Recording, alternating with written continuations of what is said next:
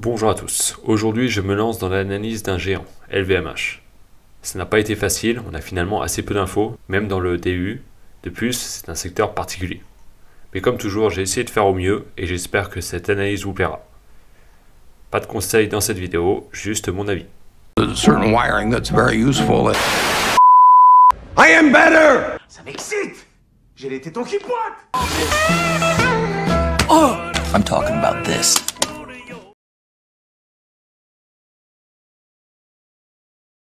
Il y a quelques temps, j'ai sorti une vidéo retraçant l'histoire de LVMH, depuis la fusion de Louis Vuitton avec Moet Hennessy. Pour ceux qui l'ont vu, vous pouvez passer à la partie activité.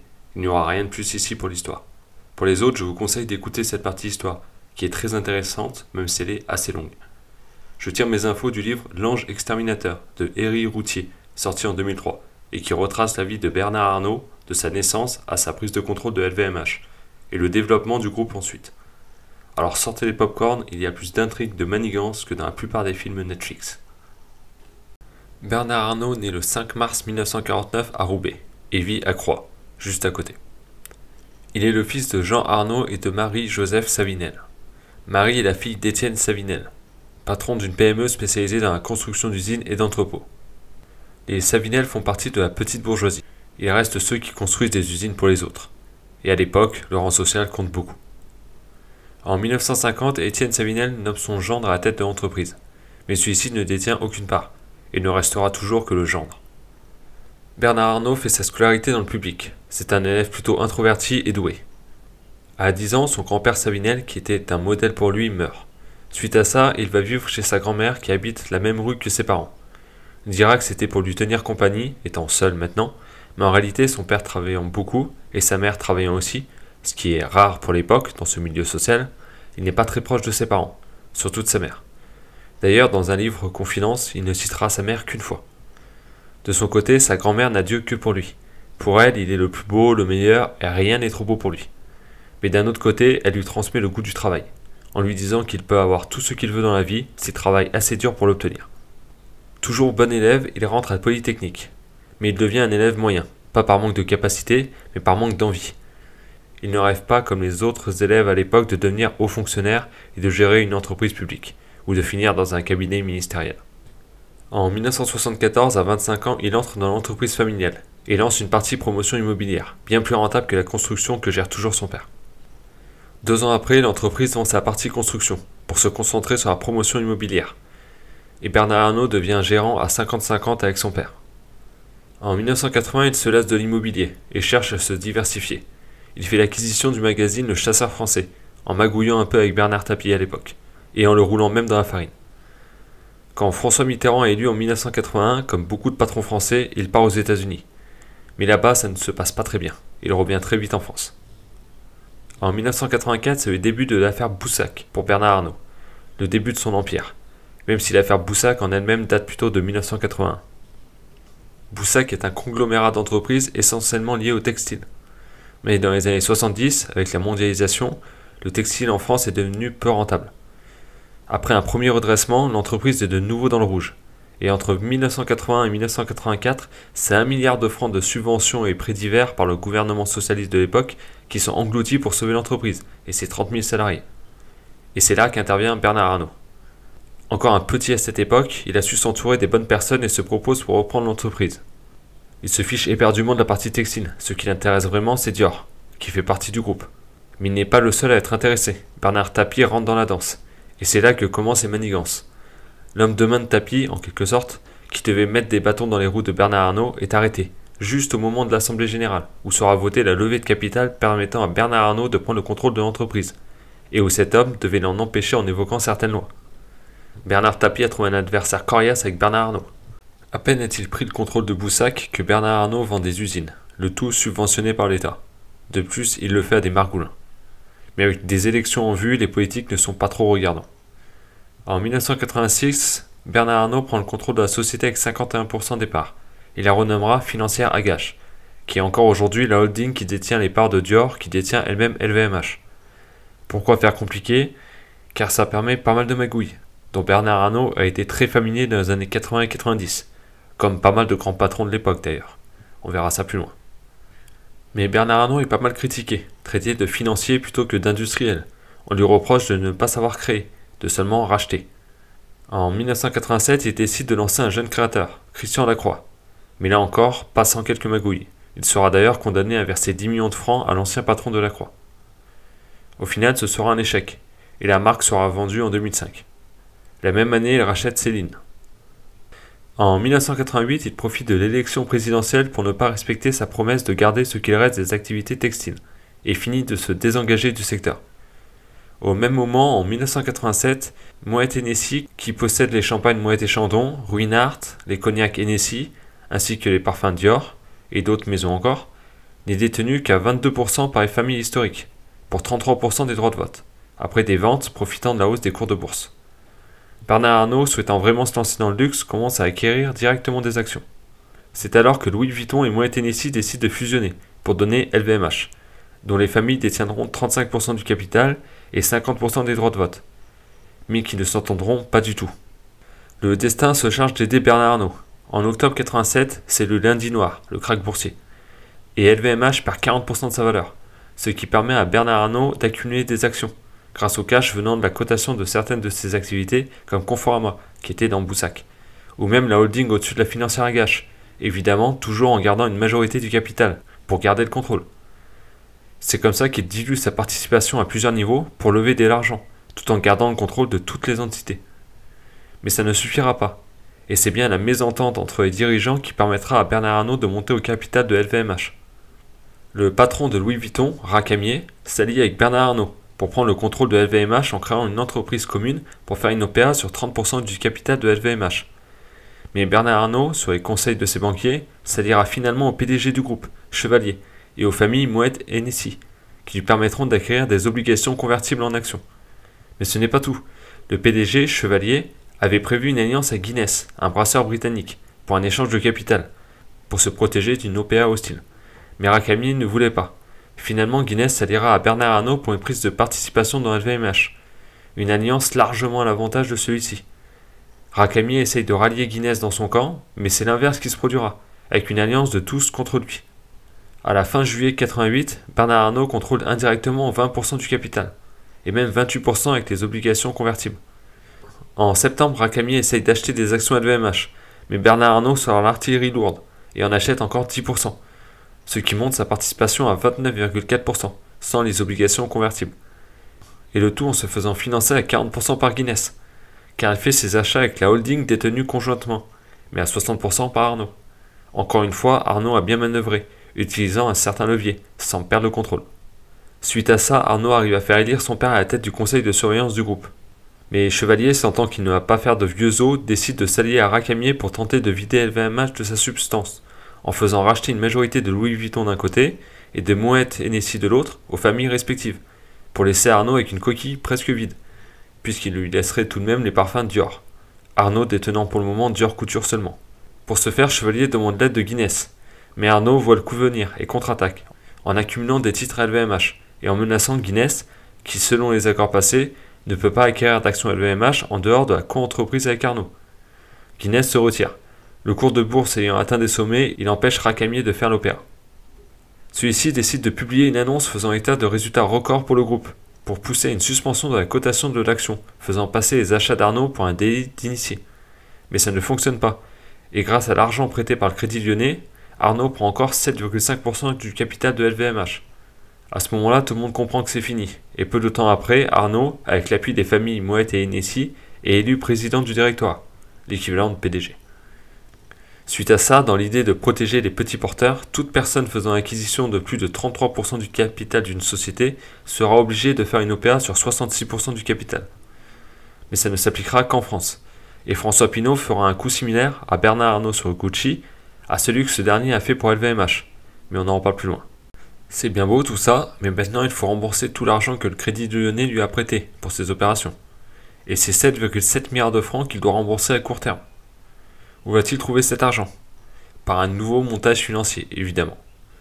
Il décide d'incorporer la société conjointement détenue avec Guinness dans Dior. Et de coter Dior en bourse. Bien sûr en gardant une majorité du capital, 58% ici. Mais pour ça, il a dû apporter 4 milliards de francs.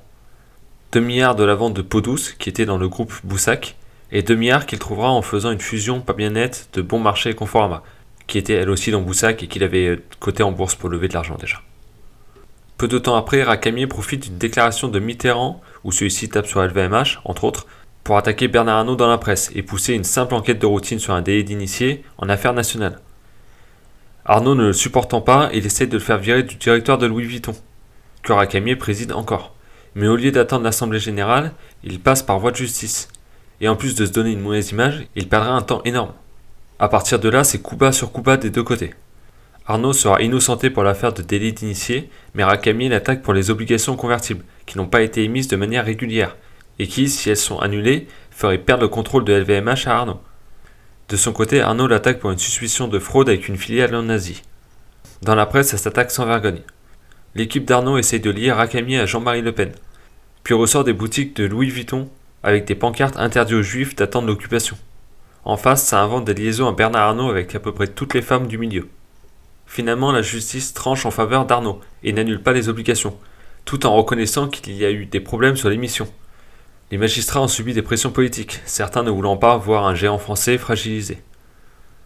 Suite à ça, Racamier démissionne, mais ça ne suffit pas à Arnault, qui fait virer les représentants de la famille Vuitton du conseil de surveillance de celui-ci. Dans les années 90, Arnault se retrouve donc libre et développe LVMH, avec les acquisitions de Kenzo, Berluti, puis Guerlain en 93 et 94. En 93, il rachète aussi La Tribune, média financier au bord du dépôt de bilan. En 96, c'est l'OEV et Céline qui sont acquises. Cette dernière appartenait à Bernard Arnault. Le groupe acquiert aussi Château d'Yquem. En 97, le groupe fait l'acquisition de Sephora, boutique spécialisée dans les produits de beauté, et DFS, leader dans la vente de produits de luxe aux voyageurs, ayant ses boutiques essentiellement dans les aéroports. Mais ces deux acquisitions ne se passent pas comme prévu. DFS en réalité vend de tout, et les luxes ne représentent que 10% de ses ventes, sans compter qu'elle vend toutes les marques, ce qui pose un certain problème de concurrence. De son côté, Sephora a du mal à s'exporter à l'international. De plus, les deux acquisitions se sont faites à des prix assez élevés, et au moment de la crise asiatique. En 98, le groupe acquiert le Bon Marché Rive Gauche, qui appartenait à Arnault. Ce sont ces rachats par LVMH qui permettent à Arnault de fusionner des holdings pour passer de 3% du capital de LVMH en 88 à 19% en 98. Car oui, à force de montage financier pour lever de l'argent, Arnault ne détenait finalement que peu du capital de LVMH directement. Évidemment, tout ça ne se fait pas sans magouille encore une fois. Un rapport à charge commandé par François Pinault le démontre bien. Il ne faisait pas bon être actionnaire minoritaire d'une entreprise de Bernard Arnault à l'époque. Fin 98, LVMH devait racheter la branche beauté de Sanofi et Yves Saint Laurent. Mais au dernier moment, le groupe se retire du deal pour se concentrer sur Gucci. Gucci que Bernard Arnault avait refusé d'acheter en 94 pour moins de 300 millions de dollars et qui aujourd'hui est prêt à mettre beaucoup plus sur la table. Il prend une participation de 20%, faisant passer celle-ci pour amicale aux yeux du patron de Gucci, Dessol. En parallèle, Arnault fait appel à un cabinet, Kroll Associates, qui a déjà travaillé pour lui, pour ramasser le maximum d'informations sur Dessol, dans l'idée de le faire tomber. Ce dernier apprend que Kroll enquête sur lui, et sur Gucci, et pour savoir qui les paie, il utilise une astuce simple, mais efficace. Il se fait passer pour un client, et demande à Kroll de travailler pour Gucci. Quand le dirigeant de Kroll lui demande quels sont ses concurrents, il leur dit LVMH, ce à quoi le dirigeant répond qu'il sera impossible pour son cabinet de travailler pour Gucci. Dessol a sa réponse, c'est LVMH qui essaye de le faire tomber. Après ça, LVMH monte à 34,4% du capital, non 35%, pour pas que Tom Ford, styliste renommé, puisse obtenir 80 millions de dollars en stock option et quitter l'entreprise juste après. Ces 34% ont déjà coûté 8 milliards de francs à LVMH, soit environ 3 fois plus que ce que le groupe aurait pu payer quelques années auparavant, pour la totalité de Gucci. Dessol refuse de nommer un administrateur de LVMH au conseil de Gucci, au nom de la concurrence entre les deux groupes. Il enchaîne en émettant 20 millions de nouvelles actions, dans un plan actionnarial pour les salariés, faisant tomber la participation de LVMH à 25%, même si ces actions ne seront jamais réellement attribuées aux salariés. LVMH porte cette affaire devant la justice hollandaise, où est coté Gucci. Dessol sait très bien que ça ne tiendra pas, il doit donc trouver une parade, et rapidement. Et c'est là que rentre en jeu François Pinault. François Pinault avait racheté Printemps à Arnault, et détient la Redoute, la Fnac ou Conforama, qui appartenait aussi à Arnault. Mais pourquoi se mettrait-il en face d'Arnault ? Dans le milieu des grands patrons, il y a une certaine forme de respect. Quand l'un veut faire l'acquisition d'une société étrangère, ou non d'ailleurs, il en discute avec les autres pour éviter de se tirer dans les pattes. et surtout éviter que le vendeur fasse jouer la concurrence entre les différents acheteurs pour faire monter les prix. Comme avec Sanofi Beauté, qui dans un premier temps a intéressé Pinault, mais que celui-ci trouvait trop cher. Il contacta Arnaud pour lui dire qu'il avait le champ libre. Ou pour Château Cheval Blanc, où Pinault, Arnaud et Albert Frère discutèrent, et où Pinault leur dit qu'il se retirait, laissant Arnaud et Albert Frère le racheter ensemble. Mais il y a un événement qui changea vraiment les choses. Début 99, Pinault appelle Arnaud pour un problème avec Louis Vuitton, une histoire de défilé.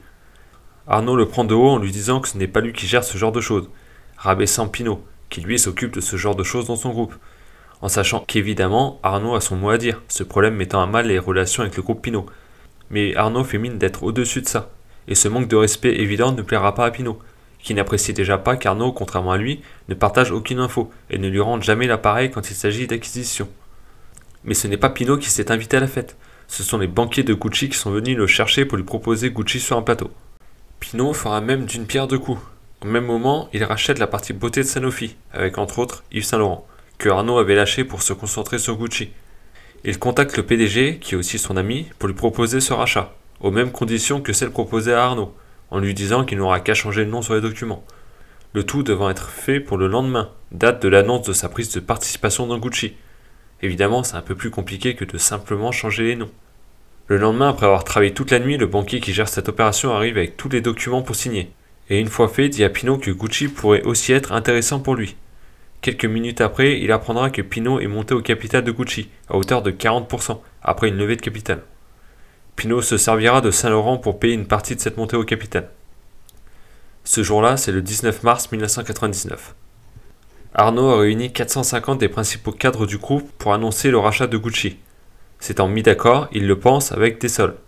Mais il est interrompu en plein discours par son chauffeur, mais aussi garde rapproché, qui lui tend un papier lui disant de rappeler d'urgence Anne Méo, sa conseillère en communication. Personne n'interrompt Arnaud. C'est que ça doit être important. Il la rappelle donc, et c'est là qu'elle lui apprend ce qui est en train de se passer, mais aussi qu'elle ne pourra plus travailler pour lui, Pinault étant aussi son client, et rentrant dans le luxe, elle a dû choisir un camp. Elle a choisi Pinault.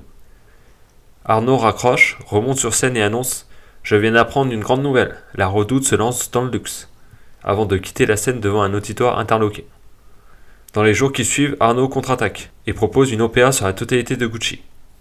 Gucci refuse dans un premier temps, ne pouvant assurer le fait que Tom Ford, créateur emblématique, reste dans l'entreprise, ce qui est une condition de l'OPA pour LVMH. Un mois plus tard, LVMH réitère son offre, que Tessol est obligé d'accepter vis-à-vis de ses actionnaires. Mais à 11 milliards d'euros, ce n'est pas possible pour LVMH, surtout que Tom Ford et Tessol n'auraient qu'à encaisser leur stock option et partir juste après, pour rejoindre Saint Laurent, faisant perdre toute sa valeur à Gucci. Arnaud attaque Gucci sur le plan juridique, vis-à-vis de la prise de participation de Pinault. Il tente d'obliger Pinault à faire une OPA sur la totalité du capital de Gucci, rappelant une directive européenne, mais pas encore appliquée aux Pays-Bas. Cette obligation d'OPA à toute personne prenant le contrôle d'une société est devenue obligatoire en France, après la prise de contrôle sans OPA de LVMH par Arnaud, culotté de sa part. À côté de cette guerre ouverte, une guerre secrète est aussi en marche. LVMH fait encore appel à Kroll Associates pour obtenir toutes les infos qui pourraient servir contre Pinault. Rien d'illégal dans ses recherches, mais elles vont très loin. Il a même été pensé à la location d'un appartement en face du siège de la holding de Pinault, pour pouvoir surveiller ce qui s'y passe. Opération avortée par impossibilité de confidentialité. Bernard Arnault faisait déjà beaucoup d'acquisitions avant cette histoire, mais ça s'accélère après mars, que ce soit avec LVMH ou plus haut dans ses holdings, comme une réponse à l'attaque de Pinault. Ces acquisitions se font dans tous les domaines, dont Internet. Mais les plus notables sont celles de Tag Heuer. Il prend aussi une participation de 51% dans Fendi, mais à une valorisation insolente, 50 fois le résultat d'exploitation. Rien qu'en 99, c'est 20 milliards de francs dépensés en acquisition, soit plus de 3 fois les bénéfices de LVMH de cette même année. En 2000, ça continue et c'est au tour de Fresh, Pucci et le magazine Connaissance des Arts. Il réalise aussi des achats dans la distribution, dont une importante aux États-Unis. Certains commencent à critiquer la diversification du groupe dans la distribution, aux marges faibles. Quand à côté de ça, Louis Vuitton a des marges opérationnelles de 40% et une rentabilité bien supérieure. On verra dans la partie résultat qu'aujourd'hui encore, la distribution plombe les marges du groupe. Bernard Arnault est très confiant sur la nouvelle économie et investit presque 1 milliard dans une cinquantaine de startups liées à Internet, via ses holdings. Il lance même une banque en ligne, avec l'idée qu'en évitant les frais liés aux agences, elle sera plus rentable. Il était un peu trop en avance sur son temps, et il perdra plusieurs dizaines de millions d'euros. Mais la guerre pour Gucci n'est pas finie. Bien qu'Arnaud ait compris qu'il ne récupérerait pas la marque, il a bien l'intention de faire payer son affront à Pinot. Il essaye de montrer que Pinot a acheté Tessol et Tom Ford en leur offrant des gros stock options en échange de la prise de contrôle de Gucci. Il apporte même une semi-preuve avec une note du directeur juridique de Gucci, note trouvée dans une poubelle. Pourtant, devant la justice, il propose un accord pour 2 OPA du groupe Pinot. La première sur le capital que détient LVMH et une seconde plus tard sur le restant du capital. Mais pourquoi cette proposition alors que 6 mois avant, il avait justement refusé cette offre de la part de Pinot? Peut-être qu'avec l'éclatement de la bulle internet et les lourds investissements qu'il a fait, Arnaud n'a plus l'énergie, ni le temps, ni même l'argent pour se permettre cette guerre. Mais de son côté, Pinot n'est pas dans une très bonne situation non plus. À cause de cette guerre, ses fraudes fiscales sont sorties au grand jour, en plus d'autres histoires qui pourraient lui coûter cher. Il n'empêche que cette fois c'est Pinot qui refuse l'idée de double OPA. Les discussions traînent encore des mois. Alors qu'un accord avait presque été trouvé, Arnaud a ajouté à l'accord une exigence des plus surprenantes, que Pinot obtienne l'arrêt de l'écriture du livre L'Ange Exterminateur, celui-là même dont je me sers pour vous raconter toute l'histoire autour de Bernard Arnault et LVMH. Finalement, ce ne sera qu'une demande en gage de bonne volonté. Il n'empêche que Pinot n'avait aucun moyen d'y donner suite. En plein deal à plusieurs milliards, Arnaud était presque prêt à tout remettre en question pour pas que son image soit écorchée. Finalement, un accord est signé le 10 septembre 2001 sur les 20,6% de Gucci que LVMH détient. PPR, qui appartient à Pinot, en rachète 8,1% à 94 $, ce qui permet à Pinot de prendre le contrôle de Gucci, passant à 50,1%. En novembre, un dividende de 7 $ sera versé, sauf à PPR, soit la prime que demandaient les minoritaires pour la prise de contrôle de Gucci. Mais ça permet à PPR de ne pas avoir à faire une OPA à 100 $ qu'auraient pu voir beaucoup de minoritaires vendre, et donc coûter cher. Cet accord engage PPR à faire une OPA à 101,5 $ minimum en mars 2004. Au premier abord, l'accord paraît équilibré. LVMH ressort sans Gucci, mais avec une plus-value de 45% en 2 ans. De son côté, Pinot obtient le contrôle de Gucci pour 78 $ en moyenne. Mais celui-ci a une épée de Damoclès au-dessus de la tête, avec l'obligation d'acheter les titres à 101,5 $ en 2004, et donc potentiellement les 50% restants, si le cours est plus bas à cette date. Surprise, LVMH annonce vendre ce qui lui reste de sa participation pour sortir totalement de Gucci d'ici la fin 2001. Les acheteurs des titres sont certains de pouvoir vendre à 101,5 $ en 2004. LVMH n'aura donc aucun mal à vendre sa participation au Crédit Lyonnais à 90 $ en décembre. Une opération à environ 5% de rentabilité annuelle pour ce dernier, mais sans risque. Mais le 11 septembre 2001, le lendemain de l'accord, c'est l'attaque du World Trade Center, qui fera plonger les bourses et entraînera le luxe dans une crise sans précédent. Pas de chance pour Pinot. Dans l'accord, il y avait bien une clause pour l'annuler en cas de guerre ou d'attaque terroriste, mais seulement sur la partie de l'OPA de 2004. En mars 2004, PPR ira au bout et rachètera les 32% qui lui manquaient, après avoir fait des achats entre 2001 et 2004, à environ 85 $, ce qui est plus faible que dans les accords, peut-être à cause de l'effet de change, je n'ai pas trouvé d'infos. Mais revenons à LVMH. Arnaud semble sortir gagnant de cette guerre avec Pinot. Cependant, après les attentats et les mauvais résultats du groupe, LVMH plonge en bourse. Mais il n'y a pas que ça, et les choix d'Arnaud en termes d'acquisition, surtout dans les .com, font perdre confiance aux investisseurs. Il avait réussi à introduire en bourse une de ses sociétés, Liberty Surf, et sortir une bonne partie avant l'effondrement. Et tant pis pour les petits porteurs. Mais pour Europa Web, ça va être plus difficile. Il va tenter de l'introduire en bourse pour au moins récupérer son investissement. Mais il est trop tard, et personne ne veut plus entendre parler de nouvelle économie. On passera sur les accords publicitaires passés avec le site mp3.com, par LVMH, essentiellement pour Sephora, qui s'élève à plusieurs dizaines de millions et qui permettait à l'investissement d'Arnaud dans cette entreprise de gagner en valeur, alors que LVMH représentait 56% de ses revenus au troisième trimestre 2000, et que ces accords, signés en 1999, liaient les deux entreprises sur 3 ans. Tout ça se passe au même moment que la guerre pour Gucci. Arnaud avait un autre problème, énormément de cadres de LVMH quittent le navire, ne supportant pas les pratiques d'Arnaud au sein de l'entreprise. LVMH fait l'acquisition de Philips en 1999, une maison d'enchères, pour concurrencer Christie's, qui appartenait à Pinot. Problème, Philips est bien plus petite. Pour attirer des clients, Arnaud propose donc des garanties. Un prix minimum qui, s'il n'est pas atteint, sera complété par Philips. Ce prix est en moyenne 2 fois plus élevé que chez Christie's. Mais c'est évidemment intenable. En novembre 2001, c'est une perte de 100 millions d'euros en une soirée, donc pour LVMH. Encore une fois, ce sont les petits actionnaires qui paient pour les rancœurs d'Arnaud envers Pinot. Finalement, en février 2002, LVMH revendra Philips. Officiellement 100 millions de pertes, mais pour certains spécialistes du secteur, ce serait plutôt 6 à 800 millions d'euros. En 99, Arnault avait aussi investi dans Bouygues, probablement pour déranger Pinault qui était monté au capital. Officiellement, c'était avec ses fonds propres, mais quand il vend sa participation, en perte, en 2001, on découvre qu'une partie de la participation avait été prise par LVMH. Le pire, il a commencé à acheter avec une holding assez bas et finit ses achats avec LVMH après que le titre soit monté. A l'inverse, il a commencé à vendre assez haut avec sa holding pour sortir au pire moment avec LVMH. 200 millions d'euros de pertes pour le groupe. Encore une fois, Arnault est parti en croisade avec l'argent des petits porteurs. Si LVMH a accepté de trouver un accord pour Gucci, a vendu sa participation dans Bouygues et vendu Philips, il est probable que ce soit à cause de la situation financière de LVMH, qui n'était pas au mieux avec des échéances à court terme assez importantes suite aux nombreuses acquisitions, souvent chèrement payées. Après ça, LVMH et Arnault seront plus calmes pendant quelques années. Il en va de même pour Pinault. Les deux monstres du capitalisme français pensent leur plaie. Le livre s'arrête en 2002. Pour la suite, plus calme, de l'histoire de LVMH, il faudra se fier au groupe lui-même. Dès 2002, LVMH évalue les émissions de CO2 de ses maisons. Et en 2003, le groupe adhère au Pacte mondial des Nations Unies, l'équivalent de l'ESG aujourd'hui. En 2007, le groupe acquiert le groupe Les Échos. On peut se poser la question de l'intérêt pour LVMH. En 2008, LVMH reprend les acquisitions importantes avec Hublot, maison horlogère suisse. En 2009, LVMH sort son code de conduite qui reflète l'engagement du groupe en matière de RSE. En 2011, c'est Bulgari, maison de haute joaillerie italienne créée en 1884 qui est acquise. En 2013, le groupe inaugure Helios, un centre de recherche pour la cosmétique et la parfumerie. En 2014, la fondation Louis Vuitton est inaugurée, non sans polémique sur le coût officiel exorbitant, que certains pensent surestimé, et qui a permis un beau crédit d'impôt. En 2016, acquisition de Rimowa, spécialiste des bagages.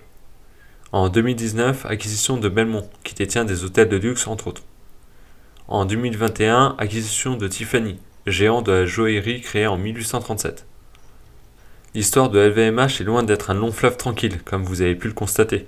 Prise de contrôle agressive, guerre d'ego, montage financier. Bernard Arnault était prêt à tout. En soi, il a joué avec les règles, même si ces règles peuvent être critiquées. Et si la famille Vuitton, Moët et Hennessy ont perdu le contrôle de leur entreprise, elles ne peuvent s'en prendre qu'à elles-mêmes, ne s'étant pas protégées en gardant des participations majoritaires comme Arnault a lui toujours fait. On peut tout de même trouver ça dommage pour les familles, mais d'un autre côté être content que ce soit un Français qui les ait rachetés et fait prospérer, faisant de LVMH un géant de luxe. Ce qui est flagrant dans cette histoire, c'est qu'au fond, tout s'est joué à peu de choses. Si Mitterrand n'était pas arrivé au pouvoir, si les banques n'avaient pas été aussi généreuses, si les familles Louis Vuitton, Moët et Hennessy s'étaient entendues, si Bernard Arnault avait réussi aux États-Unis, tout aurait été différent. Il aurait pu avoir des dizaines de scénarios différents de celui qu'on connaît. Est-ce que si c'était à refaire, il arriverait au même résultat ?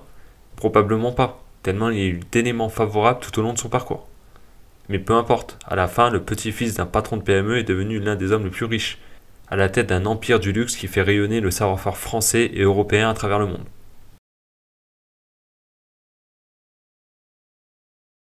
Le groupe LVMH est le leader dans le domaine du luxe et détient 75 maisons, dans plusieurs secteurs d'activité. Les vins et spiritueux, environ 50% chacun, essentiellement du champagne et du cognac, avec des marques comme Moët, Hennessy, Dom Pérignon ou Ruinart. Pour le champagne, le groupe détient 23% des parts de marché. Petite info, Philippe Lucchesi a participé à une assemblée générale d'une entreprise dans le secteur du champagne, et le patron disait que LVMH faisait un peu n'importe quoi, dans le sens où ils n'hésitaient pas à surpayer le vin qu'ils achètent pour faire leur champagne, ce qui casse le marché, et d'un autre côté, ils n'hésitent pas à faire des promotions pour écouler leur stock, ce qui casse aussi le marché. Après, difficile à vérifier ces infos, donc c'est à prendre avec des pincettes. Pour le cognac, LVMH est leader avec sa marque Hennessy, qui détient 49% de parts de marché. Le groupe ne produit qu'1% de ses besoins en eau de vie, il achète donc tout ce dont il a besoin. Par contre, le groupe gère en interne presque tout ce qui touche au mélange des eaux de vie, au vieillissement et au conditionnement. Le groupe détient aussi des marques de vin et de whisky, ainsi que la marque de vodka Belvedere. A savoir que Diageo détient une participation de 34% dans Moët Hennessy, société holding de la majorité des activités vins et spiritueux. Diageo est né de plusieurs fusions à la fin du siècle dernier, dont Guinness, qui est entré au capital de LVMH en 1987. Cette participation permet à LVMH de profiter du réseau de distribution de Diageo, essentiellement pour la France, le Japon et la Chine. En 2023, 26% des ventes sont passées par ce canal. En 2023, les vins et spiritueux représentent 7,7% des ventes du groupe. En 2011, ce segment d'activité représentait 15% des ventes. Ensuite, il y a la mode et la maroquinerie, avec des marques comme Louis Vuitton évidemment, qui serait la première marque de luxe au monde, Christian Dior, Fendi ou Loewe. LVMH possède de nombreuses marques dans un secteur du luxe qui est très éclaté, avec de grands acteurs internationaux et à côté de ça de nombreuses marques indépendantes, plus petites. Pour la fabrication de ces produits, le groupe possède de nombreux ateliers, mais aussi recours à des sous-traitants. Tout dépend des marques et des produits. Par exemple, Louis Vuitton produit presque tout en interne. De son côté, Dior fait beaucoup appel à des sous-traitants. Pour la distribution, le groupe possède de nombreuses boutiques en propre, pour garder la marge de distribution. En 2023, la mode et la maroquinerie représentent 49% des ventes, contre 37% en 2011. Ensuite, on a les parfums et cosmétiques, avec des marques comme Guerlain, Christian Dior ou Givenchy. Presque tout est produit en France, dans 6 centres de production. Mais certaines marques peuvent avoir recours à des sous-traitants. Pour la distribution, certaines marques possèdent des magasins en propre, sinon le groupe vend dans des enseignes de distribution sélective, comme Sephora, ou en ligne. En 2023, les parfums et cosmétiques représentent 9,6% des ventes, contre 13,5% en 2011. Ensuite, les montres et la joaillerie, avec des marques comme Tiffany, Hublot, Tag Heuer, Bulgari ou Zenith. C'est un marché très fragmenté, où il y a quelques grands acteurs internationaux, mais aussi de nombreuses marques indépendantes de taille variée. Le groupe assure une grande partie de l'assemblage des montres de ces différentes marques, ainsi que la fabrication des cadrans et des bracelets, ou des mouvements mécaniques de certains modèles. Pour la distribution, le groupe a des partenaires multimarques, mais possède aussi ses propres magasins et a développé un réseau de franchise. En 2023, les montres et la joaillerie représentent 12,7% des ventes, contre 8% en 2011. La distribution sélective comprend différentes activités comme les magasins Sephora, les boutiques DFS qui se situent dans les aéroports ou les centres de villes très touristiques, ainsi que le bon marché. En 2023, la distribution sélective représente 20,6% des ventes, contre 27% en 2011. Le secteur autre activité comprend l'hôtellerie, les groupes de presse ou encore la fabrication de yachts, mais ne représente presque rien en termes de chiffre d'affaires. On peut noter que les activités de vins et spiritueux, de parfums et cosmétiques ou de distribution sélective sont en baisse en termes de part dans le chiffre d'affaires. C'est surtout dû à la bonne croissance de la mode et maroquinerie, ou des montres et de la joaillerie, qui est bien supérieure à celle des autres activités. Mais on verra ça en détail dans la partie résultats. Même si la mode et la maroquinerie représentent 50% des ventes, on peut voir que le groupe est diversifié dans ses activités et détient de nombreuses marques réputées, parfois vieilles de plusieurs siècles, comme Château d'Yquem, créé en 1593, Ruinart en 1729 et Nessie en 1765, pour les vins et spiritueux par exemple. Loewe en 1846, Louis Vuitton en 1854 ou Berluti en 1895 pour la mode et la maroquinerie. Guerlain en 1828 pour les parfums et cosmétiques. Tiffany en 1837, Tag Heuer en 1860 ou Bulgari en 1884 pour les montres et la joaillerie. Ce tableau regroupe les différentes marques du groupe par année de création. En 2023, c'est donc un groupe avec un chiffre d'affaires de 86 milliards d'euros. Mais si on regarde de plus près, on peut se rendre compte qu'il y a d'énormes disparités en termes de résultats entre les différents segments d'activité. Quand la mode et la maroquinerie sortent 40% de marge opérationnelle, les vins et spiritueux 32%. Mais les montres et la joaillerie ne sont qu'à 20%. Les cosmétiques sont, eux, à seulement 8,6%, quand L'Oréal, pour rappel, est à 20%. Les marques de LVMH n'ont rien à envier à celles de L'Oréal. Alors comment se fait-il que les marges soient si faibles? Pareil pour la distribution sélective, avec 7,8%. Mais c'est de la distribution, secteur avec des marges faibles. Alors d'un côté, avec autant d'activités, de marques, on a une entreprise diversifiée qui est moins exposée à un risque spécifique, à un secteur. Mais de l'autre, on a le segment mode et maroquinerie qui est noyé au milieu du reste. C'est le secteur d'activité le mieux margé, avec la meilleure croissance, mais étant mêlé au reste, la valorisation du groupe ne reflète pas ça. Regrouper autant d'activités, aux marges si éloignées, dans un groupe n'est pas le meilleur moyen de créer de la valeur pour l'actionnaire.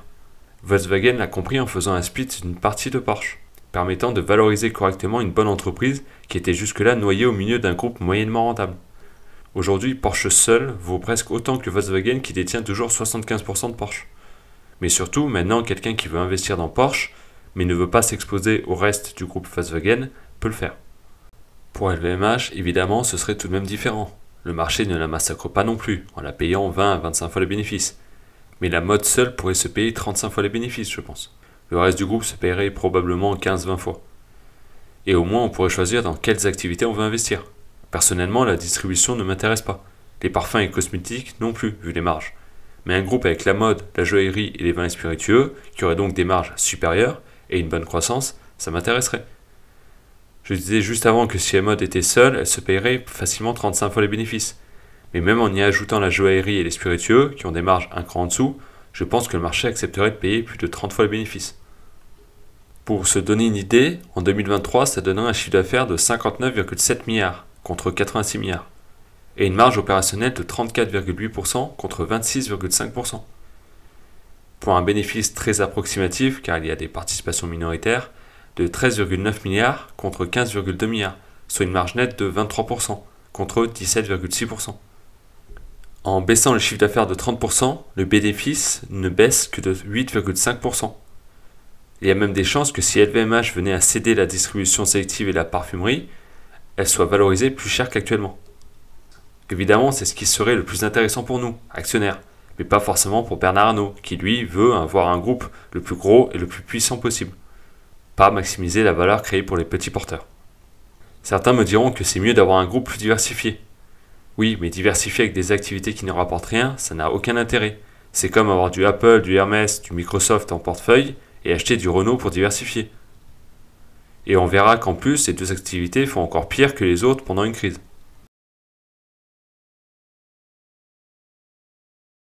Comme vu dans la partie histoire, LVMH est un groupe qui fait énormément d'acquisitions pour croître. De 10 maisons en 1987, le groupe en possède 75 aujourd'hui. On a aussi vu que toutes ces acquisitions n'avaient pas été faites à des prix intéressants, surtout pendant la période où Bernard Arnault était en guerre avec François Pinault. Et qu'en plus, certaines ne sont pas très intéressantes pour le groupe, tirant les marges et la rentabilité à la baisse. Heureusement, le groupe peut aussi compter sur la croissance organique, avec le développement de ses marques. D'ailleurs, grâce au réseau du groupe, une fois acquises, certaines marques peuvent en profiter pour se développer. Bernard Arnault dit lui-même que 8% de croissance par an lui suffit. Il ne faut pas oublier que dans le luxe, si vous essayez de croître trop vite en vendant plus, vous risquez de perdre votre image de marque exclusive, qui fait la force du luxe. L'émergence de classes moyennes dans les pays en développement était un relais de croissance évident pour LVMH. Mais le groupe a atteint une taille très importante, et la croissance risque donc d'être plus difficile, même si on verra dans la partie concurrence que je reviens un peu sur cette idée. De plus, certains secteurs d'activité n'ont pas une forte croissance, comme les vins et spiritueux, qui tournent autour de 5%. Les cosmétiques n'ont pas une croissance bien supérieure. Les acquisitions vont aussi avoir du mal à impacter le groupe significativement, vu sa taille. Une acquisition comme celle de Tiffany en 2021 est importante, avec 13 milliards d'euros, et en même temps ne représente que 4,3 milliards de chiffre d'affaires en 2021, soit 7% du chiffre d'affaires global. Et vous imaginez bien que le groupe ne peut pas faire ce genre d'acquisition tous les ans, surtout par manque d'opportunités. Il devra donc compter sur la croissance organique à l'avenir. On peut aussi parler de la Chine, qui pourrait ne plus tirer la croissance dans les années à venir. Avec la crise immobilière, les ménages chinois sont plus prudents et dépensent moins. Ce qui pourrait relancer les dépenses des ménages, c'est une volonté des politiques chinois de pousser la population à la consommation. Pour ce faire, l'immobilier n'étant plus un secteur de croissance, les politiques pourraient mettre en avant un investissement en bourse. Aux États-Unis, la consommation est grandement influencée par les cours de bourse, les gens dépensant plus quand les marchés sont hauts, car ils se sentent plus riches, mais ils dépensent moins en cas de baisse des marchés. Le gouvernement chinois pourrait donc s'en inspirer. Sinon, la Chine risque de peser sur la croissance de LVMH. Sans parler des tensions liées aux véhicules électriques chinois que l'UE veut taxer, et qui en retour poussent la Chine à faire des enquêtes sur le cognac. Le message étant assez clair. Si l'Union européenne continue, c'est tout le luxe qui pourrait en pâtir. En gros, c'est difficile d'estimer la croissance future, qui a d'un côté des vents porteurs avec les pays émergents, et de l'autre des vents contraires avec la Chine et le ralentissement économique en Occident. Le premier rapport disponible est celui de 2013, mais avec des infos pour 2011 et 2012 dedans. Je trouve dommage de ne pas avoir les rapports plus anciens à disposition. Ça aurait permis de voir en détail l'évolution du groupe pendant une période de crise, comme après 2008 ou au début des années 2000, après le 11 septembre. Avec Coifin, on a quelques infos mais pas les détails.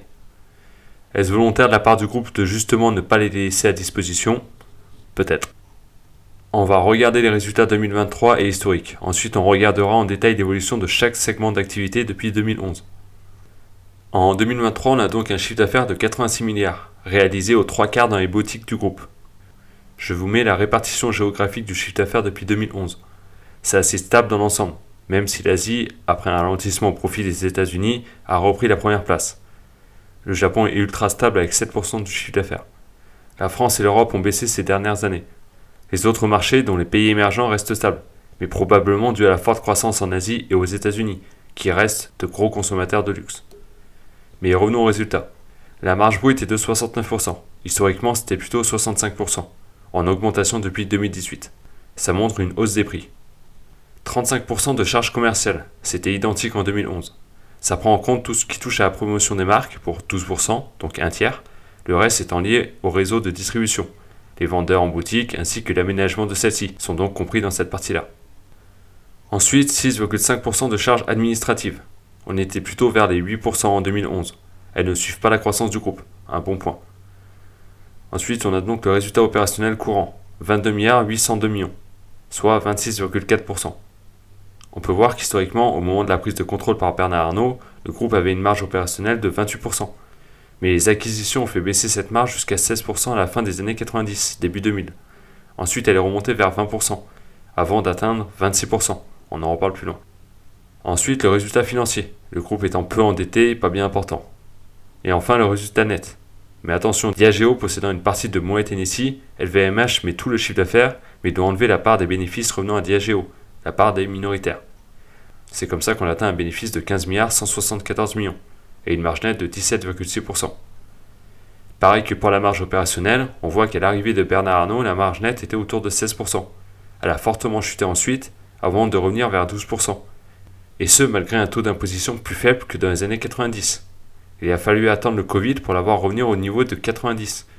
Le pic de 2014 est lié à la vente de la participation que le groupe possédait dans Hermès. 12% pour du luxe, c'est loin d'être extraordinaire. Mais on voit ça juste après. Si on regarde l'historique du chiffre d'affaires, c'est sûr que c'est beau. Mais comme on a vu, cette hausse du chiffre d'affaires s'est faite aux dépens des marges. Entre 92 et 2003, le chiffre d'affaires a triplé. Le bénéfice, lui, est presque le même. Depuis 1989, on a une croissance de 10,5% par an. On a 11% par an pour le bénéfice. Et oui, contrairement à pas mal d'entreprises, pas d'amélioration des marges qui ont permis une croissance supérieure des bénéfices à celle du chiffre d'affaires. On a juste un retour aux marges de 89. Et encore une fois, il y a eu des baisses d'impôts depuis cette époque. De plus, depuis 2014 et jusqu'au Covid, la marge nette se situait entre 10 et 13%, en gros. Rien d'extraordinaire. Ils ont grandement profité du Covid avec une explosion des ventes de la partie mode et maroquinerie, comme on verra, qui a les meilleures marges. Mais pour la valorisation, attention de ne pas être trop positif et risquer un retour à la normale. D'ailleurs, le S1 2024 vient d'être publié, on en reparle après. On pourrait prendre l'évolution sur 20 ans, ce serait tout de suite plus présentable. Mais Bernard Arnault a pris le contrôle du groupe en 89, et ce sont bien ses choix qui ont fait plonger les marges, donc je préfère regarder depuis le début. Niveau free cash flow, sur le long terme, ils suivent les bénéfices, et ce malgré l'effet stock des vins et spiritueux. Attention tout de même, quand Ifine prend en compte les chiffres bruts, il faudrait retrancher les coûts de location qui sont incorporés dans les free cash flow. Cette norme date de 2019, à peu près le moment où les free cash flow ont rattrapé les bénéfices, mais globalement on voit que ça va dans le même sens. On a déjà vu dans la partie activité que la distribution ainsi que les cosmétiques avaient des marges bien plus faibles, mais on va rentrer en détail. Encore une fois, c'est dommage de ne pas avoir des infos avant 2011, ne serait-ce que pour voir l'évolution de la part de chaque activité dans le groupe. On commence avec les vins et spiritueux. En vert, vous avez la marge opérationnelle du secteur d'activité. En bleu, les ventes en milliards d'euros. La croissance sur la période est faible, avec 5,4% par an. Mais c'est la croissance du marché des spiritueux, comme on avait pu voir dans mon analyse de Pernod Ricard. La marge opérationnelle est intéressante, avec 30%, et surtout elle est stable. Avec cette croissance, ce n'est pas ce secteur qui tire la croissance du groupe. Ensuite, la mode et la maroquinerie. La croissance est importante, essentiellement organique, même si le groupe a récupéré Christian Dior Couture en 2017-2018. La question est, est-ce qu'une telle croissance est durable? Il y a une forte demande dans les pays émergents, mais on sort d'une période particulière. Entre 2011 et 2023, on avait des taux bas et une belle croissance économique globale, avec le gros coup de boost de l'après-Covid. Niveau marge, une belle marge de 40%, mais attention, elle est tombée autour des 30% pendant la période. Là aussi, il faudra surveiller cette marge à l'avenir, car c'est clairement la forte croissance de ce segment qui permet au groupe de monter à 26% de marge opérationnelle, représentant 50% des ventes contre 37% en 2011. Ensuite, les parfums et cosmétiques, et là c'est moche. Déjà, la croissance n'est pas énorme, avec 8,3% sur la période, mais en plus la marge est faible. De 11%, on est passé à même pas 9%. Pour rappel, L'Oréal c'est 20%. On pourrait se dire qu'il y a l'effet double marge, le groupe vendant pas mal de ses produits dans sa partie distribution sélective. Mais L'Oréal ou ses concurrents vendent bien en grande surface ou via d'autres canaux externes qui prennent leur marge aussi. On peut donc clairement se poser la question du pourquoi ce segment d'activité est autant à la ramasse en termes de marge.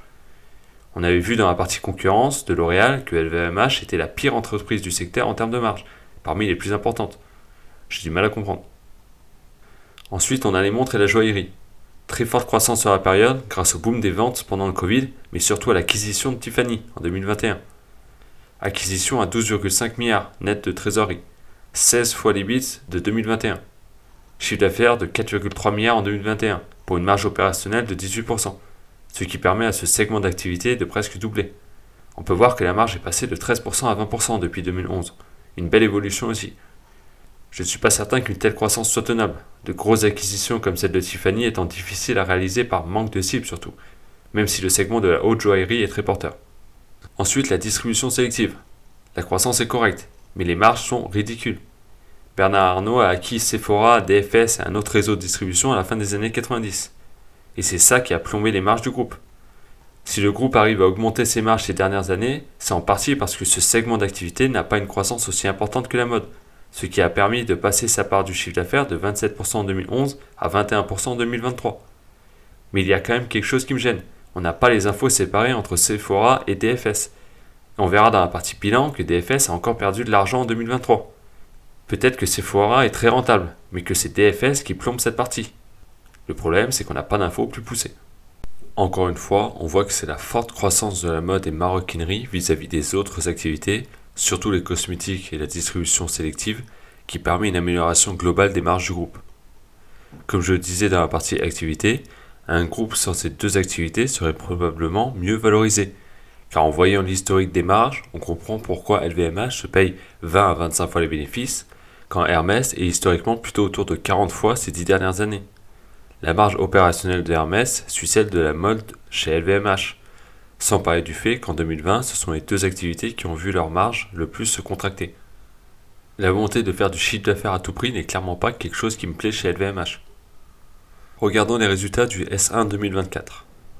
Hormis le fait que le chiffre d'affaires soit stable, on voit une baisse du résultat opérationnel de 8%, ce qui donne une marge de 25,6% contre 27,4% au S1 2023. Ce n'est pas catastrophique, ça reste bien supérieur à la marge pré-Covid, mais il faut regarder en détail. La marge des vins et spiritueux tombe à 27,7%, contre plus de 30% en moyenne ces dernières années. Celle de la mode tient avec 38,8%, ce qui reste au-dessus de la moyenne. Celle des cosmétiques revient à sa moyenne. Celle des montres baisse de 3% et revient à ce qui se faisait avant le Covid, ce qui reste mieux que la moyenne. Celle de la distribution est stable, mais reste très faible. Ce qu'on remarque donc, c'est plutôt un retour à la moyenne pré-Covid pour les marges, sauf la mode qui tient le choc pour le moment. Alors on peut se dire que les résultats ne sont pas mauvais, malgré la baisse de 14% du résultat net sur le semestre. Mais c'est dommage qu'ils ne partagent pas le mix prix-volume, qui est toujours intéressant pour voir ce qui tire la croissance. Car si ce sont des hausses de prix et non des volumes, ça risque de bloquer à un moment. La hausse des marges post-Covid montre qu'ils ont bien réussi jusqu'à maintenant. Mais le S2 2023 et ce S1 2024 montrent que ça a ses limites. On en reparle plus loin. Passons au bilan. On commence par 25 milliards de marques et 24 milliards de goodwill. Il partage un détail des valeurs des principales marques au bilan. Évidemment, certaines ont peu de valeur au bilan et ont été acquises il y a longtemps par exemple. Je trouve tout de même dommage de ne pas plus amortir les marques et le goodwill. Ça baisse les capitaux propres, mais aussi les bénéfices, ce qui baisse les impôts. Ensuite, on a 27 milliards d'immobilisation corporelle, dont voici le détail. 15 milliards de contrats de location, ce qui donne 100 milliards d'actifs non courants. Côté actifs courants, 23 milliards de stocks, dont 30% de vin et d'eau de vie en vieillissement, moins de 5 milliards de créances clients, mais le groupe vend essentiellement dans ses propres boutiques, donc c'est logique. 7,7 milliards d'autres actifs courants, dont 3,5 milliards de placements financiers, mais pas plus de détails. Et 7,7 milliards de trésorerie. Niveau passif, 62,7 milliards de capitaux propres, dont 1,7 milliard d'intérêts minoritaires. Ce n'est pas bien clair. La part de Diageo dans NSI n'est pas prise en compte si je comprends bien, car LVMH a un engagement d'achat de cette participation qui est plus bas dans les passifs.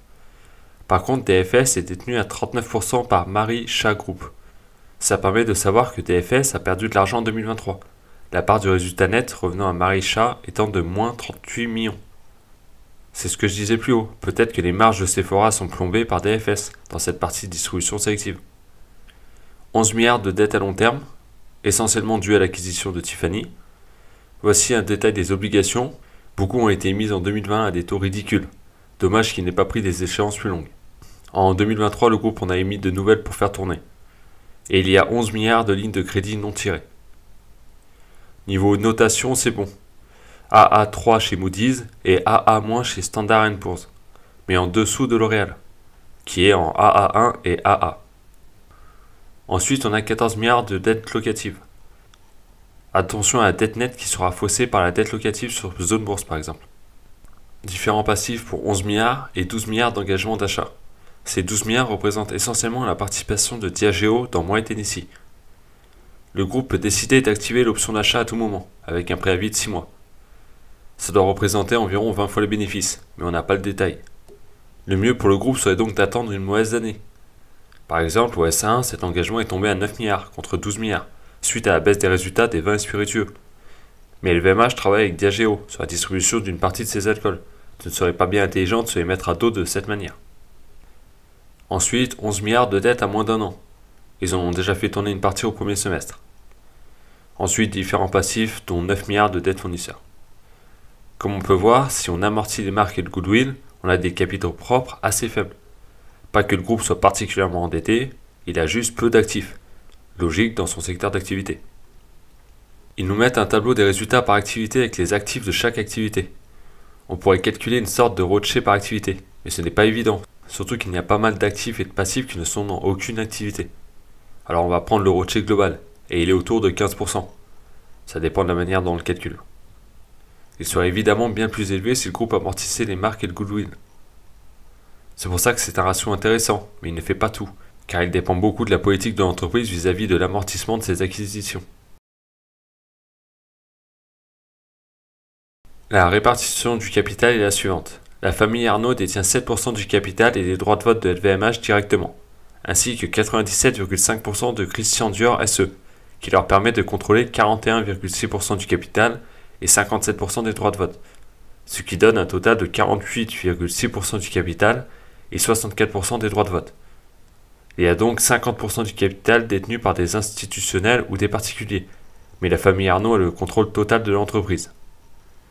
De ce que j'ai lu, Bernard Arnault souhaite que ses 5 enfants contrôlent l'entreprise ensemble, soit en indivision, soit chacun aura 20% des parts de la holding, je ne suis pas certain. Pour la gestion, il a déjà commencé à les placer au sein de l'entreprise. On peut imaginer que Delphine sera la prochaine PTG. Les autres seront à la tête de division ou de marque. Le conseil d'administration comprend 16 membres. En 2024, il a fait rentrer 2 autres de ses fils au conseil, ce qui donne 4 enfants sur 5 au conseil. Il ne manque que Jean. Ça donne donc 5 membres de la famille sur les 16 membres du conseil. 43% des membres sont indépendants selon les normes. Le directeur général, Antonio Belloni, est au poste depuis 2001. Niveau rémunération, comme d'habitude, salaire fixe plus variable. Et il y a des actions de performance pour les dirigeants et les cadres. Les objectifs sont la hausse du chiffre d'affaires, du résultat opérationnel et du cash flow. Je trouve ça moyen, dans le sens où il n'y a pas d'objectif de rentabilité. Les salaires peuvent paraître élevés, mais on parle d'un groupe à 86 milliards de chiffre d'affaires, donc rien de surprenant. Bernard Arnault n'hésite pas à bien se payer, même si ça représente peu par rapport à ce qu'il touche en dividendes. Rien de particulier à dire dans cette section, c'est une entreprise familiale, même si on a vu dans la partie histoire que les petits porteurs n'étaient pas la priorité de Bernard Arnault.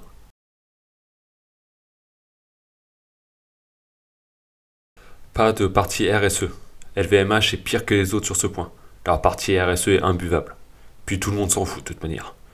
Évidemment, ils mettent des choses en place pour diminuer le plastique, la pollution, le CO2, l'égalité et toutes ces conneries. Ils n'atteindront pas tous leurs objectifs. Mais de toute manière, on ne sait même pas comment sont faites les notes ESG. Alors est-ce que c'est vraiment important? Franchement, j'en peux plus de ces parties RSE, de ces conneries d'écologie et d'égalité. 150 pages pour que l'entreprise nous explique qu'ils évitent de laisser des femmes se faire violer chez eux, qu'ils évitent de faire travailler des gosses, qu'ils donnent un salaire à leurs salariés, qu'ils ne crament pas les pneus pour le plaisir, qu'ils luttent contre les discriminations envers les LGBTI+, ou qu'ils veulent que leurs clients consomment leurs produits de manière responsable. Tout ça pour faire plaisir à 5% de la population qui nous emmerde avec ça. Il y aura bientôt 10% des effectifs des entreprises qui serviront à calculer ces conneries de CO2, d'égalité, à savoir si elle embauche assez de femmes ou d'handicapés, si le client a bien mis l'emballage dans la poubelle de la bonne couleur, si la tondeuse a été passée 3 ou 4 fois ce mois-ci au siège de l'entreprise, car 4 fois c'est un peu trop et ça dérange les abeilles, et puis la tondeuse elle est thermique ou électrique d'ailleurs. Pendant ce temps, il y a l'Inde qui ouvre une centrale à charbon par semaine, son premier ministre qui se vante d'avoir cramé une quantité record de charbon cette année, et qui n'en a rien à taper de toutes ces conneries, car son objectif c'est de sortir 800 millions de personnes de la pauvreté, et pas de savoir si cramer du charbon aujourd'hui va peut-être faire monter la température dans 50 ans, ce qui tuera des gens. Lui, il a des millions de gens qui meurent chaque année à cause du manque d'énergie et d'infrastructures, alors ce qu'il se passera dans 50 ans, il verra plus tard. Ces conneries RSE, c'est un truc de petits blancs bourgeois qui se croient supérieurs et qui pensent qu'ils vont changer le monde en faisant chier les entreprises occidentales. Et tout le monde se plie à leur bon vouloir, alors qu'il suffirait de les envoyer chier. En réalité, ils ne sont personne, et n'ont de pouvoir de nuisance que parce qu'on veut bien leur en donner. Si demain les entreprises disaient on arrête le RSE et que les États arrêtaient de financer leurs associations et leurs journaux, ils disparaîtraient. Je ne dis pas qu'il faut rien faire pour l'écologie ou dans le social. Bien sûr qu'il faut éviter de polluer si on peut, qu'il faut réduire le plastique, et qu'il faut faire en sorte que les gens soient libres et qu'ils ne soient pas discriminés. Mais il y a des limites, et en Occident, on est à des niveaux qui s'apparentent à de la folie. Sans parler de l'hypocrisie des entreprises. Ils vendent de l'alcool, mais ils nous expliquent qu'ils veulent que leurs clients aient une consommation responsable. Bah non, vous voulez que vos clients se murgent la gueule en consommant un maximum de votre alcool. Je suis certain que dans le rapport RSE de McDo, ils nous expliquent qu'ils veulent que leurs clients soient en bonne santé. Et que dans le rapport RSE de Lockheed Martin, ils nous donnent le pourcentage de femmes, car c'est important de savoir que Lockheed Martin fait des efforts pour l'égalité des sexes, pendant qu'il fabrique des F-35 pour aller bombarder des enfants à l'autre bout du monde. Bon, coup de gueule fini, on revient à l'analyse de LVMH.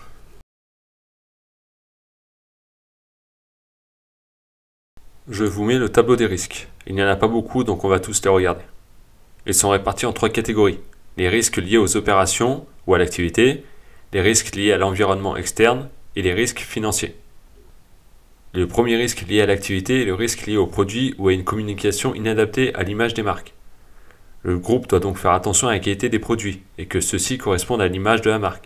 Faire attention avec les publicités ou qu'il n'y ait pas d'informations préjudiciables qui circulent dans les médias ou sur les réseaux, ainsi que surveiller les déclarations ou les prises de position de leurs ambassadeurs et mannequins. L'image de marque étant très importante dans le luxe, ce risque est donc critique.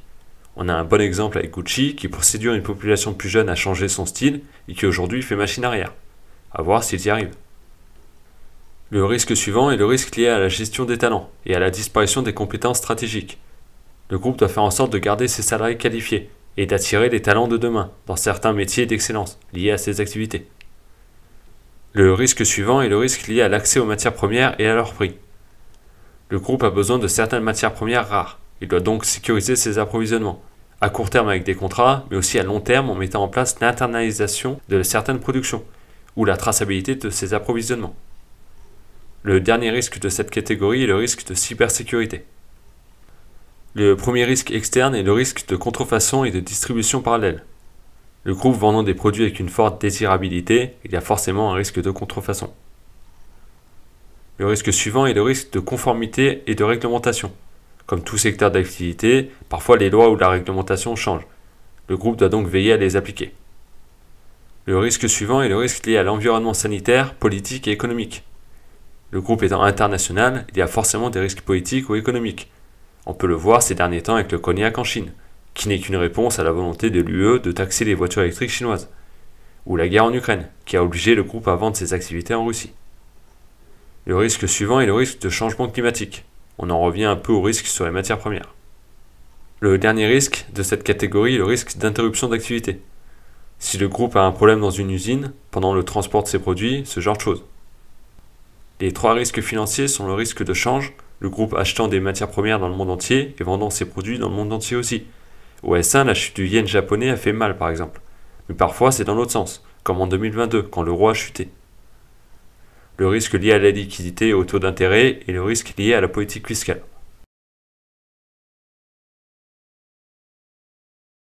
Pour la concurrence, on va voir activité par activité. Pour les vins et spiritueux, on a vu que LVMH avait 49% de part de marché dans le cognac, ce qui en fait le leader incontesté. Derrière, il y a Martell qui appartient à Pernod Ricard, Rémy Martin qui appartient à Rémy Cointreau et qui possède 14% des ventes, et Courvoisier qui appartient à un groupe japonais. Le marché des spiritueux est énorme.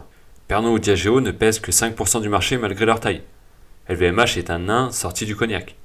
Je ne vais pas rentrer plus en détail. Je vous laisse aller voir la partie concurrence de mon analyse de Pernod Ricard si vous voulez plus d'infos. Pour le champagne, le groupe possède 23% des parts de marché. Mais il y a de nombreux concurrents, plus ou moins gros. En 2023, 75% du chiffre d'affaires du champagne est réalisé par de grandes maisons appartenant à 6 groupes. Le groupe est aussi dans les vins, avec une concurrence encore plus importante, étant même internationale. Pour la mode et la maroquinerie, on pense forcément à Hermès, Chanel, Kering ou encore Richemont. Le problème, c'est qu'il faudrait avoir les parts de marché de chaque marque. On ne les a pas ici. De plus, il faut voir quand commence le luxe, car c'est très vague. Ils nous disent que Louis Vuitton est la plus grande marque, mais on ne connaît pas le chiffre d'affaires, donc impossible de vérifier. Il y a aussi de nouveaux acteurs, c'est un secteur dynamique. En gros, je peux difficilement parler de la concurrence ici, n'ayant même pas les chiffres des marques de LVMH. Ce qu'on peut tout de même voir, c'est que le segment d'activité a les mêmes marges que Hermès dans sa globalité, ce qui est plutôt bon signe sur la qualité et la demande des produits LVMH. D'ailleurs, la croissance correspond à celle de Hermès sur les 10 dernières années, hormis sur les derniers semestres, où on peut voir que Hermès reste un cran au-dessus en termes de demande. Mais contrairement à ce qu'on dit, les marques de LVMH ne sont peut-être pas tant en dessous d'Hermès que ça. Donc encore une fois, si LVMH se concentrait sur ce qui marche le mieux, elle serait sûrement mieux valorisée. Ensuite, les parfums et cosmétiques. Là, je vais me servir de mon analyse de L'Oréal. Le marché des parfums et cosmétiques représente 280 milliards d'euros en 2023. LVMH a donc 3% des parts de marché, soit presque rien. Niveau concurrence, on a donc L'Oréal avec 14% des parts de marché, Unilever, Estée Lauder, Procter & Gamble ou encore Chanel. Comme on l'a vu dans mon analyse de L'Oréal, LVMH a les pires marges des gros acteurs du secteur. L'Oréal est à 20% de marge opérationnelle, Unilever à 18%, Estée Lauder dans les 16%, Procter & Gamble 25%, Chanel n'est pas coté. Pendant ce temps, LVMH est à 11% en moyenne. Je reste persuadé que LVMH devrait vendre ce segment d'activité, ou au moins vendre les licences d'exploitation, comme d'autres font. Surtout que c'est un secteur qui a moins de 5% de croissance par an. LVMH fait mieux avec 8%, mais ça reste faible. Ensuite, les montres et la joaillerie. Ici, le plus gros concurrent est Richemont, mais ça reste un secteur très éclaté, avec de nombreux acteurs, plus ou moins gros. Dans la joaillerie, il y aurait 70% des ventes qui sont réalisées par des acteurs inconnus, en tout cas non cotés, parfois très petits. Richemont pèserait entre 7 et 10%. Il y a eu un emballement post-Covid sur les montres de luxe. Aujourd'hui, ça s'est bien calmé. Le secteur des montres comporte des centaines de marques. Difficile de parler de la concurrence. Il faudrait étudier le secteur de la joaillerie en profondeur, car il pesait 350 milliards en 2020. Mais LVMH, malgré ses belles marques comme Zenith, Hublot ou Tiffany, ne pèserait donc que 3% environ. Le marché avec le plus de croissance est celui de la haute joaillerie, avec des marges 2 fois supérieures à celles de la joaillerie classique. Évidemment, les gros du secteur s'y intéressent, et LVMH avec Tiffany ou Bulgari compte bien profiter de la croissance. Ensuite, il y a la distribution sélective. Pour Sephora, il y a forcément de nombreux concurrents, mais son marché est porteur. Le problème reste que c'est de la distribution, donc des marges faibles, car justement, il y a de la concurrence. On n'a pas les chiffres de Sephora seul. Là aussi, ça empêche la comparaison avec la concurrence, et peut-être que Sephora s'en sort très bien. LVMH, de par sa diversification, est finalement un acteur mineur en dehors de la mode et de la maroquinerie, ou du cognac et du champagne, qui sont des marchés de niche. Mais je me rends compte en voyant les parts de marché globales du groupe, dans ses différentes activités, que le potentiel de croissance par acquisition est finalement plus important que ce que j'imaginais. Le groupe peut faire de nombreuses petites acquisitions ou racheter quelques gros acteurs. Le problème reste le prix payé. Il ne faudrait pas que le groupe soit obligé de payer cher pour faire des acquisitions et maintenir une croissance correcte. Dans la globalité, le luxe reste un marché d'image et tout peut aller très vite. On l'a vu avec Gucci et Kering. Donc s'intéresser à la concurrence est important, mais il faut avant tout surveiller les choix du groupe et de ses maisons. Si certaines maisons essaient de gonfler les volumes, ou si elles changent le type de produit qu'elles vendent, ça pourrait permettre une croissance à court terme, mais avec le risque de perdre des clients à moyen long terme. Les choix vis-à-vis des hausses de prix sont aussi un élément important. Être trop gourmand peut vraiment faire mal à une marque, mais à l'inverse, peut aussi améliorer son image. Tout est question d'équilibre. Je regrette un peu de ne pas avoir analysé Hermès et Richemont avant LVMH. J'aurais pu approfondir le secteur de la mode et celui de la joaillerie, comme je l'ai fait pour les cosmétiques avec L'Oréal ou les vins et spiritueux avec Pernod Ricard et Rémy Cointreau. Globalement, on peut voir que LVMH est bien placé sur la mode et la maroquinerie, sur les vins et spiritueux ou la joaillerie, et qu'un groupe ne comportant que ces activités serait probablement plus apprécié par le marché. Niveau dividende, le payout ratio est de 40%, ce qui laisse assez de cash au groupe pour investir ou faire des acquisitions. On peut même trouver dommage une telle distribution, quand on voit la part de marché du groupe sur certains segments, et donc le potentiel de croissance. Mais comme toujours, il vaut mieux un dividende que des acquisitions de mauvaise qualité, ou trop chères.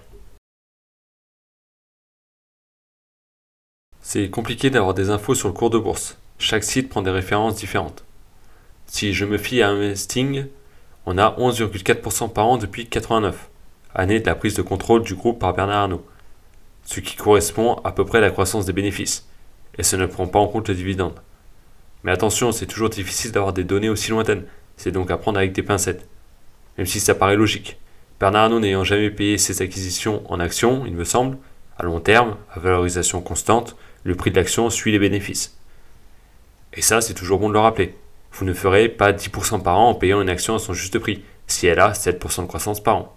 C'est mathématique. Pour la valorisation, c'est vraiment difficile. Enfin, surtout pour la croissance. Regardez les révisions d'estimation des analystes. Pour 2024, on a une baisse de 17% des estimations de PPA en un an. Et je me rappelle que pour 2023, pendant un moment, il visait 33 €. On a eu 30,30 €. La différence est énorme, car c'est une croissance de 8% contre 17% attendu à la base. Et pour 2024, on passe de 20% de croissance estimée à 0%. Ce qui était prévu en 2023, il l'estime pour 2025 maintenant. Ce n'est pas aussi violent que pour Rémi Cointreau, mais ça change la donne, niveau valorisation quand même. Car un PER de 20 se transforme en PER de 24.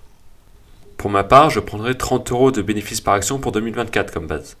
Même s'il y a eu moins 14% de bénéfices au premier semestre, les analystes ont l'air confiants pour le second semestre, il faut croire. Mais on n'est pas à l'abri que ça change d'ici la fin de l'année, et je ne crois pas à une croissance particulièrement forte au second semestre pour attraper les moins 14% au premier semestre.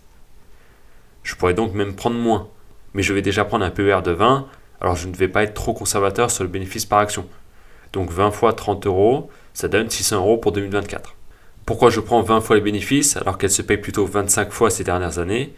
Car le luxe est cyclique, et qu'historiquement, LVMH ne se paye pas si cher que ça. Alors oui, depuis 2017, on est plutôt entre 22 et 23 fois en moyenne, hors excès Covid, mais avant ça, pendant 10 ans, on était plutôt sur 18 fois. De plus, on a eu une explosion des marges ces dernières années. Prendre un PER plus faible nous couvre un peu si elle venait à baisser. Si à l'été 2023, vous étiez dit « je peux payer 24 fois les bénéfices de 2024 », vu la croissance, d'ici 2025, ça ne sera plus qu'un PER de 22, vous auriez accepté de payer 880 €. Aujourd'hui, 880 €, c'est 26 fois les estimations de 2025. Et encore 23,5 fois celles de 2026. Ça change la donne, non? Certains disent qu'il ne faut pas hésiter à acheter cher les business de qualité. Je ne suis pas forcément en désaccord, mais seulement si on est capable de réellement prévoir la croissance au moins à moyen terme. Et en réalité, même les pros n'y arrivent pas forcément. On le voit bien avec LVMH. D'où l'importance de toujours avoir une marge de sécurité, ou de ne pas prendre en compte la croissance. Pour l'estimation à 5 ans, je vais essayer d'estimer la croissance de chaque segment d'activité. Comme je viens de le dire juste avant, même les pros n'y arrivent pas, alors ce sera vraiment à prendre avec des pincettes. Je prendrai le chiffre d'affaires de 2023 comme base de 2024, pour avoir une base plus normale on va dire. Ensuite, j'estimerai des marges opérationnelles. Pour les vins et spiritueux, je pars de 6,6 milliards et 31% de marge opérationnelle, car elle a l'air stable. Et je prends de la croissance depuis 2011, donc 5,5%. Ça donne 8 milliards 625 millions de chiffre d'affaires et 2 milliards 675 millions de résultats opérationnels courants. Pour la mode, je pars de 42 milliards, mais là pour la croissance c'est plus difficile, car il y a eu une hausse de prix qui a permis une bonne croissance. Je vais prendre 10% pour être conservateur, et 37% de marge opérationnelle, car ils ont l'air d'arriver à la maintenir plus haute que l'historique. Ça donne 67,6 milliards de chiffre d'affaires et 25 milliards de résultats opérationnels. Pour les cosmétiques, je pars de 8,3 milliards et 11% de marge opérationnelle, avec 8% de croissance, ce qui est mieux que le secteur, mais aussi sa moyenne depuis 2011. Ça donne 12,2 milliards de chiffre d'affaires et 1,341 milliards de résultats opérationnels. Pour les montres et la joaillerie, je pars de 10,9 milliards et 20% de marge opérationnelle. C'est bien au-dessus de la moyenne, mais avec la haute joaillerie qui a une croissance bien plus importante que le reste, et qui est bien mieux margée, c'est tenable je pense. Pour la croissance, je ne peux évidemment pas prendre 15%, car l'acquisition de Tiffany fausse tout. Je prendrai 10%, qui est une moyenne de croissance entre la joaillerie et la haute joaillerie. Ça donne 17,55 milliards de chiffre d'affaires et 3,510 milliards de résultats opérationnels. Pour la distribution sélective, je pars de 18 milliards et 10% de marge opérationnelle. C'est un peu au-dessus de la moyenne, mais Sephora a une bonne croissance et a l'air d'avoir des marges pas si mauvaises si on enlève DFS. Pour la croissance, je prends 10%, légèrement plus que la moyenne. Ça donne 29 milliards de chiffre d'affaires et 2,9 milliards de résultats opérationnels. Si on additionne tout, on arrive à 135 milliards de chiffre d'affaires. Ça paraît énorme et pourtant ça donne à peine plus de 9% de croissance globale. Niveau résultats opérationnels, ça donne 35,4 milliards et 26,2% de marge, ce qui reste bien mieux que l'historique, mais c'est grâce à la mode qui représente 50% des ventes, contre 37% en 2011. Si j'essaye de calculer le bénéfice, je prends 35 milliards de résultats opérationnels, au cas où il y ait des charges exceptionnelles, j'enlève 1 milliard de charges financières pour être tranquille, 26% d'imposition, ça donne 25,2 milliards, moins la part des minoritaires, soit 34% des vins et spiritueux, environ 900 millions, plus 300 millions d'autres pour faire un compte rond, ça donne 24 milliards de bénéfices, et 17,8% de marge nette. Comme vous voyez, tout est approximatif. La moindre acquisition qui ferait gonfler la croissance pourrait changer pas mal de choses. Je reste sur un PER de 20. Ça donne 480 milliards de valorisation, soit 960 € par action. Et là, vous vous dites, mais attends, elle a atteint 900 € en 2023, et toi tu annonces 960 € en 2029. T'es fou? Peut-être. Elle pourrait avoir une meilleure croissance, ou se payer 25 fois les bénéfices. Mais je ne sais pas. Et ce que je cherche, c'est avoir une perf correcte, pas seulement avoir une belle société en portefeuille. Donc je préfère être prudent, quitte à être surpris positivement, que d'être optimiste et avoir une perf mauvaise. Rappelez-vous les estimations des analystes pour 2024 qu'on a vu juste avant, et que Bernard Arnault lui-même dit que 8% de croissance par an, ça lui convient. Je suis même plus optimiste que lui avec mes 9%. Si on rajoute le dividende, 40% de 5% de rentabilité, donc 2%, et en payant 20 fois les bénéfices de cette année, donc 600 €, on a 11,8% par an. Ça devrait donner 11% logiquement, prenant le même multiple. Mais pour cette année, 30 € de bénéfices par action, ça donne une marge plus faible que celle que j'estime à 5 ans, d'où l'écart. À 660 € au moment où je calcule, ça donne 9,7% par an. 9,7%, ça suffit à pas mal de monde. Surtout qu'on peut dire que j'ai été prudent sur la croissance ou sur le multiple de valorisation. Pour ma part, je ne pense pas à toucher avant 600 €. Évidemment, aucun conseil ici. Si le marché venait à être débile, je n'aurais aucun problème à mettre 20% de mon portefeuille dessus. LVMH reste un leader et même si je ne suis pas fan de certaines choses, le groupe est très solide. En résumé, LVMH est incontestablement le leader mondial du luxe et possède des marques prestigieuses dans de nombreux domaines. Néanmoins, les choix stratégiques de Bernard Arnault ne sont pas toujours les meilleurs, et la diversification dans la distribution à la fin des années 90 a coûté cher au groupe, qui aura dû attendre 2021 avant de retrouver une marge nette au niveau de celle qu'il avait au moment de sa prise de contrôle par Bernard Arnault, tandis que la marge opérationnelle n'est jamais revenue au niveau qu'elle était à l'époque.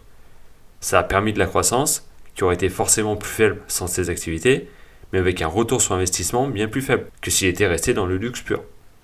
De plus, on peut être déçu du manque de transparence du groupe sur ses résultats, qui empêche une analyse plus approfondie, mais qui peut se comprendre vis-à-vis de la concurrence. On peut aussi être déçu que Bernard Arnault s'obstine avec les cosmétiques, alors que les résultats montrent bien que malgré les grandes marques, le groupe n'arrive pas à être au niveau de la concurrence. Ou avec la distribution, qui tire les marges du groupe vers le bas, ce qui pousse le marché à moins valoriser le groupe. Quand un groupe sans ces deux activités serait très probablement mieux valorisé, car il n'aurait rien à envier à Hermès, surtout si l'activité joaillerie se développe sur le marché de la haute joaillerie, et augmente donc ses marges. Sinon, je pense qu'il faut faire attention à la croissance. Comme on l'a vu, hors mode, même avec l'après-Covid, la croissance est loin d'être exceptionnelle dans les autres secteurs. La joaillerie a eu une très bonne croissance, mais grâce à une grosse acquisition. Le reste est entre 6 et 9% par an. Pour la valorisation, je pense donc qu'il faut rester prudent. La revalorisation de 18 à 25 fois les bénéfices peut s'expliquer par la hausse des marges liées à la forte croissance de la mode. Mais s'il y avait un ralentissement sur ce segment, ou une baisse des marges pour un retour vers la moyenne, la valorisation pourrait suivre. D'où le fait que je prenne plutôt 20 fois les bénéfices, pour avoir une marge de sécurité. Évidemment, le groupe a les capacités de croître, que ce soit de manière organique, grâce à son implantation mondiale et au développement des pays émergents, mais aussi par acquisition, grâce aux flux financiers que génèrent les activités. On peut imaginer qu'ils vont continuer de faire de petites acquisitions pour renforcer leur portefeuille de marques, mais la croissance sera limitée de cette manière. Alors on peut aussi imaginer que, d'ici quelques années, le groupe décide de faire une grosse acquisition. Bernard Arnault serait intéressé par Richemont, qui est très exposé à la haute joaillerie, un secteur avec une forte croissance et des marges très intéressantes. Il a d'ailleurs confirmé avoir pris une petite participation personnelle. C'est un gros morceau, mais il pourrait, une fois n'est pas coutume, diluer un peu. Ayant 64% des droits de vote, ça lui laisse une marge de manœuvre. Car on parle d'un groupe de 90 milliards actuellement, qu'il faudrait forcément payer avec une prime. Donc potentiellement un groupe qui pèserait un tiers de LVMH, un peu gros pour payer en cash. Vous l'aurez compris, il y a du très bon dans LVMH et du moins bien. Je pense que le marché s'est un peu emballé en 2023, et même au début de 2024, en pensant que la forte croissance post-Covid allait durer des années, surtout qu'à ce moment-là, le ralentissement était déjà assez clair. Et malheureusement, beaucoup ont pensé faire des affaires en sautant sur les baisses en payant jusqu'à 800-850 euros. Alors sur le long terme, il y a peu de chances de perdre de l'argent sur LVMH, mais la croissance n'étant pas extraordinaire, la performance en payant ce genre de valorisation sera forcément moyenne. Pour ma part, comme pour L'Oréal, je suis moins confiant sur LVMH après l'avoir analysé. Et en règle générale, je suis de moins en moins convaincu quand j'entends parler d'investissement dans la qualité. La réalité, c'est qu'à long terme, votre performance sera la croissance des bénéfices plus le dividende. Et que le seul moyen de faire mieux que ça, c'est soit d'acheter la valeur quand elle est décotée, soit que le marché la revalorise. Mais si vous acceptez de payer une prime pour la qualité, vous n'aurez pas de possibilité de revalorisation. Vous n'aurez donc que la croissance, plus le dividende. Avec donc un risque, si la croissance est plus faible que prévu, d'avoir une performance moindre, et qu'en plus le marché n'ait plus envie de payer aussi cher qu'avant. Finalement, ceux qui ont accepté de payer cette prime qualité sur LVMH fin 2021 sont au même niveau 3 ans après, avec une valorisation d'encore 22 fois les bénéfices, donc supérieure à la moyenne historique. On en revient toujours au même point, le risque-rendement. Et contrairement à ce qu'on dit, augmenter votre risque n'augmente pas forcément votre rendement. Payer trop cher, même un bon business, augmente votre risque et baisse votre rendement. Ce sera tout pour cette analyse de LVMH. Comme vous l'imaginez, il y a un énorme travail derrière cette vidéo, alors je vous demande un maximum de likes, de commentaires et de partages. N'hésitez pas à me donner votre avis sur LVMH et sur cette analyse. Je vous rappelle que si vous voulez me soutenir et avoir les analyses en avance, vous pouvez rejoindre la chaîne. Vous aurez aussi accès à mon portefeuille. Vous pouvez me proposer des entreprises à analyser en commentaire, je verrai si certaines m'intéressent. On se retrouve dans une prochaine vidéo. Salut!